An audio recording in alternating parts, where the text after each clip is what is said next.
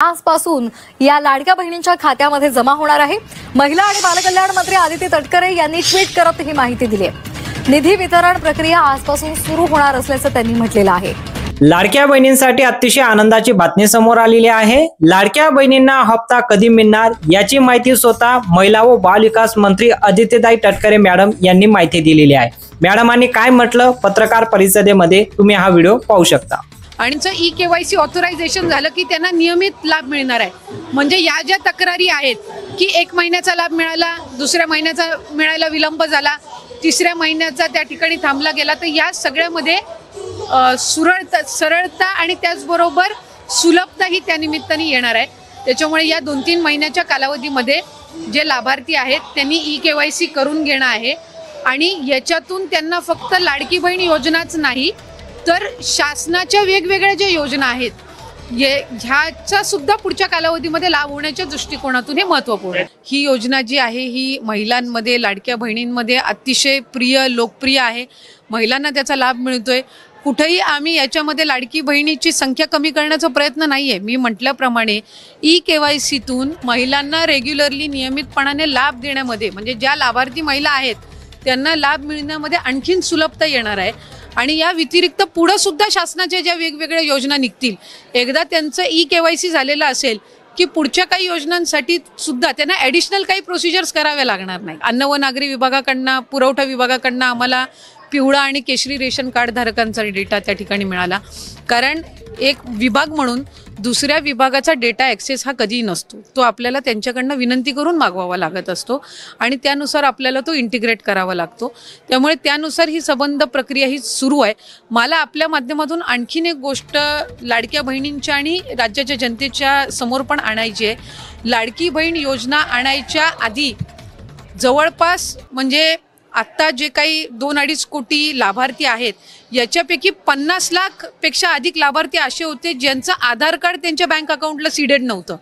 ते या लाडकी बहीण योजनेच्या माध्यमातून झालं। 50 लाखपेक्षा अधिक लाभार्थ्यांचे आधार कार्ड हे त्यांच्या बँक खात्यासोबत सीडेड झाले, म्हणजे त्यांच्यासोबत लिंक झाले।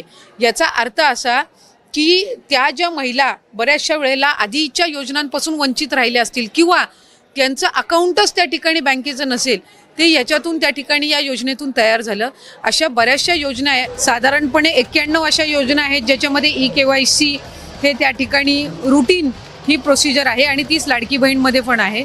फक्त ई-केवायसी राबवत असताना आपल्याला UDIचे अधिकृतता घ्यावी लागते, ऑथरायझेशन घ्यावं लागतं आणि त्याच्यासाठी साधारणपणे 118 बाबींची पूर्तता करावी लागते आणि या बाबींची पूर्तता केल्यानंतर ते ऑथरायझेशन आपल्याला मिळत असतं आणि या संपूर्ण ऑथरायझेशनला साधारणपणे 8 ते 9 महिन्याचा कालावधी लागत असतो। त्याच्यामुळे आम्ही ऑथरायझेशन मिळण्यासाठीची प्रक्रिया ही 8-9 महिन्यांपासून सुरू केली आणि ती मिळाल्यानंतर आम्ही ई-केवायसीची प्रक्रिया ही सुरू केलेली आहे। ई-केवायसीमुळे ज्या लाभार्थी आहेत त्यांना अधिकचा फायदा होणार आहे। एक तर निकष जे आहेत ते लाडकी बहीणचे कधीच बदललेले नाही, सुरुवातीपासून जे निकष आहेत ते त्याच प्रमाणामध्ये आहेत।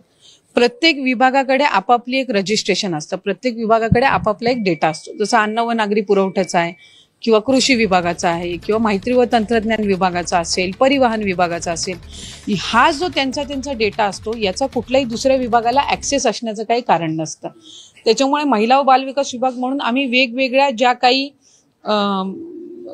विभाग आहेत त्यांच्या ज्या योजना आहेत त्यांच्याकडून त्यांचा डेटा हा मॅच करण्यासाठी मागत असतो आणि ही रुटीन प्रोसिजर आहे, ही सगळ्या योजनांमध्ये होते।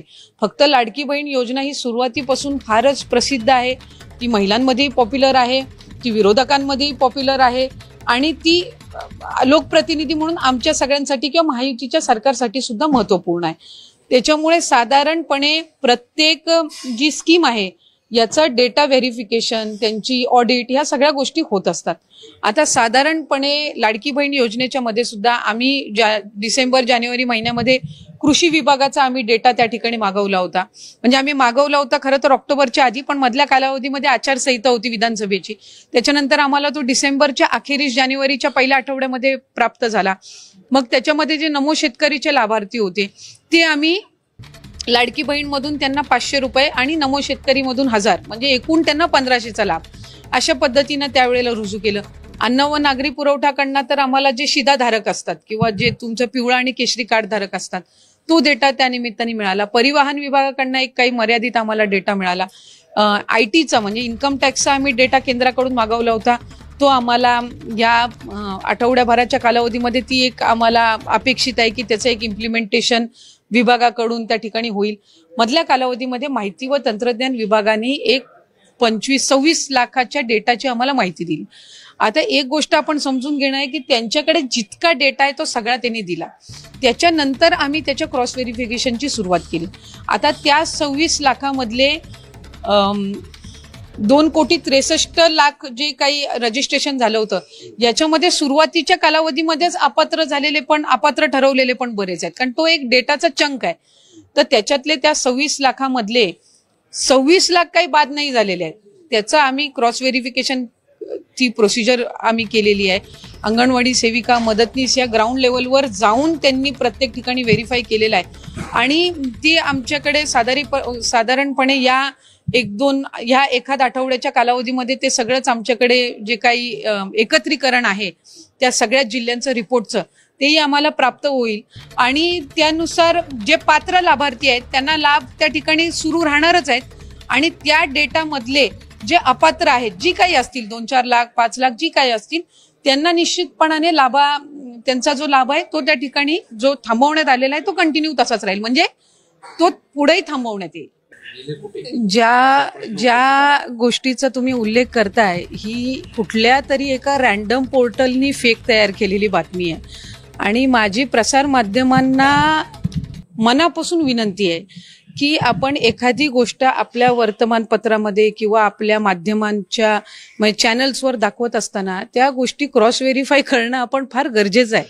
हे 1.5 कोटीचं रजिस्ट्रेशन तुम्ही दाखवताय हे गेल्या वर्षीच्या जून-जुलैचं आहे आणि आपण कुठल्या तारखेची बातमी सर्क्युलेट करतोय, कुठल्या तारखेची बातमी आपण आत्ता प्रसिद्ध करतोय, ह्याला कुठंतरी सगळ्या गोष्टीचा एक अभ्यास त्या निमित्ताने झाला पाहिजे. कारण आपण लोकांपर्यंत चुकीची माहिती पोहोचवतोय, विनाकारण पोहोचवतोय. मुळात 2,63,00,000 हे रजिस्ट्रेशन होतं. 2,63,00,000 कधी लाभार्थी नव्हते. 2,63,00,000 हे रजिस्ट्रेशन आणि आम्ही हे किमान 50-100 वेळा तरी आतापर्यंत कदाचित माध्यमांसमोर पण बोलून झालेलं आहे. आम्ही प्रत्येक मेळाव्यामध्ये सुद्धा राज्याचे मुख्यमंत्री फडणवीस साहेब असतील, उपमुख्यमंत्री एकनाथजी शिंदे साहेब असतील, आदरणीय दादा असतील, विभागाची मंत्री म्हणून मी असेल, आम्ही त्या ठिकाणी उल्लेख करतो आणि आजही आमच्या लाभार्थ्यांची संख्या 2,30,00,000 पेक्षा जास्तीच आहे. ती काही त्याच्यापेक्षा कमी नाहीये. मूळ रजिस्ट्रेशन 2,63,00,000 होतं, त्याच्यातलं फिल्टर होऊन म्हणजे त्याच्यातले जे अपात्र असतील, कधीच त्या योजनेमध्ये पात्र असणारे नसतील, स्क्रुटिनीमध्ये असतील, हे त्या ठिकाणी करून सुद्धा वेगवेगळ्या विभागांची ज्या वेळेला आम्हाला माहिती मिळते ती आम्ही क्रॉस व्हेरीफाय करत असतो. तीही म्हणजे आत्ताच्या गेल्या 6 महिन्याच्या कालावधीमध्ये 2,25,00,000 2,30,00,000 खाली कधीच लाभार्थी आलेले नाही आहेत. यंदाच्या महिन्याचं आम्ही ऑगस्ट महिन्याचं डीबीटी केलंय, त्याचाही आकडा आम्हाला त्या ठिकाणी 2-3 दिवसामध्येच येईल. त्याच्यामुळे माझी माध्यमांना विनंती राहील की आपण ह्या सगळ्या अशा पद्धतीच्या बातम्या आपण न्यूज चॅनल्स किंवा अशा पद्धतीचा संभ्रम निर्माण करण्यापेक्षा त्याची वास्तविकता आपण बघून घेणं हे नक्कीच गरजेचं आहे. ताई, पडताळणीनंतरचा आकडा काय आहे आणि पडताळणीमध्ये अनेक जणांची नावं म्हणजे एकाच कुटुंबातली 4 आहेत ती कमी झालेली आहेत, वाहनं आहेत, जी काही निकष लावले आहेत त्या निकषाच्या आधारावर पडताळणी केल्यानंतर नाही, साधारणपणे याच्यामध्ये मी म्हटल्याप्रमाणे ग्राउंड लेवलचं व्हेरिफिकेशन होईपर्यंत तो आकडा किती आहे हा निश्चित करणं हे आमच्यासाठी किंवा कोणासाठी त्या ठिकाणी चुकीचं ठरणार आहे. काही अशा आहेत की त्यांना माहिती आहे की त्यांनी दुसऱ्या योजनेचा लाभ घेतलेला आहे, तरी त्यांनी त्यावेळेला फॉर्म भरलेला होता. आणि तुम्ही एक गोष्ट समजून घ्या की पोर्टलवर असो किंवा मॅन्युअली असो, ज्या वेळेला फॉर्म अपलोड केला गेला त्याच्यामध्ये त्यांचं सेल्फ अटेस्टेशन घेतलेलं आहे, म्हणजे त्यांनी स्वतः माहिती द्यायची की त्यांनी कुठल्या स्कीमची त्या ठिकाणी लाभ घेतलाय की नाही घेतलाय. आता आम्हाला जो डेटा वेगवेगळ्या विभागाचा मिळाला तो आम्ही इंटिग्रेट केला, म्हणजे तो आम्ही आमच्याकडे जे रजिस्ट्रेशन झालं त्याच्यामध्ये आम्ही तो इंटिग्रेट केल्यानंतर आम्हाला लक्षात आलं की बाबा ही लाभार्थी जी आहे ही नमो शेतकरीची पण लाभ घेते आणि लाडकी बहीणचा पण लाभ घेते. मग आम्ही त्यांना लाडकी बहीण मधून 500 आणि नमो शेतकरीचा जो 1000 आहे तो त्या ठिकाणी चालू केला. संजय गांधी निराधारचा फिक्स डेटा आहे, त्याच्यामुळे त्याच्यामध्ये जसा त्यांचा बऱ्याचशा वर्षापासून ती असणारी स्कीम आहे त्याच्यामुळे त्यांचं डेटाचं कन्सॉलिडेशन त्या ठिकाणी आहे. त्याचा तर आता लाभ 1200 आधी होता, पण नंतर तो लाडकी बहीण आलेली असतानाच 1500 झाला होता. त्यामुळे ते लाभार्थी सेम असण्याचं काहीच कारण नाही. काही असे होते ज्यांची 4 व्हीलर होती, त्यांचा डेटा परिवहनकडे नव्हता. त्याच्यामुळे ही ग्राउंड लेवलची स्क्रुटिनी केलेली आहे. आणि मला खात्री आहे की जे अपात्र ठरतील त्यांना माहितीच होतं की कालांतराने ते अपात्र होणार आहेत. शेवटी आपण ज्या वेळेला फॉर्म भरत असतो त्यावेळेला आपल्याला माहिती असतं की आपण कुठल्या तरी स्कीमचा फायदा म्हणजे आपण लाभ घेतोय आणि तरी सुद्धा आपण हा फॉर्म भरलेला आहे. त्याच्यामुळे असं काही नाहीये की ते त्यांच्यासाठी पण अनपेक्षितपणाने राहणार आहे. शेवटी तो डेटा व्हेरीफाय झाल्यानंतर सरकारी जे कर्मचारी आहेत त्यांच्याकडून ती रक्कम वसूल करण्याचा निर्णय हा विभागाने घेतला, शासनाने घेतला. मंत्रिमंडळाच्या बैठकीमध्ये सुद्धा राज्याचे मुख्यमंत्री आणि दोन्ही उपमुख्यमंत्री मंत्रिमंडळांसमोर त्या ठिकाणी तो आम्ही ठेवला आणि त्यानुसार सरकारी चलांच्या माध्यमातून ते राज्याच्या तिजोरीमध्ये येण्याची प्रक्रिया ही त्या ठिकाणी सुरू आहे. त्याच्यामुळे कुठल्याही पात्र लाभार्थ्यावर अन्याय होऊन देणार नाही ही दक्षता विभाग म्हणून आम्ही घेत आहोत. लाडकी बहीण योजनेसाठी जर तुमची केवायसी झाली असेल तर कमेंटमध्ये तुम्ही हो म्हणू शकता, कारण वेबसाईटवर खूप जास्त लोड आहे. 2 महिन्याचा कालावधी देण्यात आलेला आहे. याला पुढील 2 महिने आणखीन वाढू शकता, पण तुम्ही घाई गडबड करू नका. हळूहळू तुमची केवायसी करा. पूर्णपणे एकदम सोपी पद्धत आहे, तुम्ही मोबाईलवर करू शकता. तुम्हाला जर ही केवायसी कसं करायचे माहित नसेल तर आपल्या चॅनलवर एक व्हिडिओ टाकलेला आहे, लाईव्ह आपण डेमो दिलेला आहे की ही केवायसी आपण मोबाईलवर कसं करू शकता. 1 मिनिटात तुम्ही केवायसी करून घ्याल. जर माहिती आवडली असेल तर व्हिडिओला लाईक करा आणि चॅनलला सबस्क्राईब करा. भेटूया पुढच्या मोठ्या अपडेटमध्ये.